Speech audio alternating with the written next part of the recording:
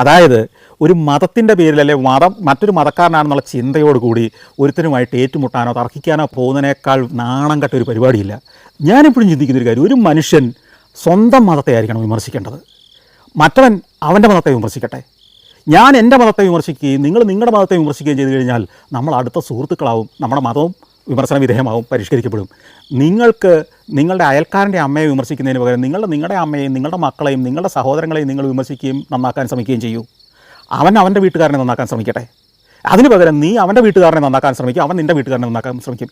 ഈ പറഞ്ഞ അശ്ലീലമാണ് ഇന്ത്യയിലെ ഈ മതസ്പർദ്ധയുടെ കാരണം. ഈ സാധാരണക്കാരും വിവരശേഷമില്ലാത്തവരുമായ ആളുകളായിരുന്നു ഈ തീർത്ഥാടകരായി പോയവരും ഇവിടെ കച്ചവടം നടത്തിയവരെന്നുള്ളത് നമുക്ക് വ്യക്തമാണ്. അതുകൊണ്ടാണല്ലോ മതം രണ്ട് മതമാണെന്നുള്ളതിൻ്റെ പേരിൽ അവിടെ വെച്ചൊരു ഫ്രിക്ഷൻ ഉണ്ടാകുന്നത്. ഇവിടെ കേരളത്തിൽ നമുക്ക് അങ്ങനെ സങ്കല്പിക്കാൻ കഴിയില്ലല്ലോ. അത്രയും ഉണ്ടായിരുന്നുള്ള അവരുടെ നിലവാരം, അത്രയും ഉണ്ടായിരുന്നുള്ള അവരുടെ ചിന്താഗതി. ആ നിലവാരത്തിലേക്ക് വളരാനാണ് ഇപ്പോൾ കേരളം ശ്രമിക്കുന്നത് എന്നുള്ളതാണ് നാണക്കേടിൻ്റെ മറ്റൊരു അവസ്ഥ.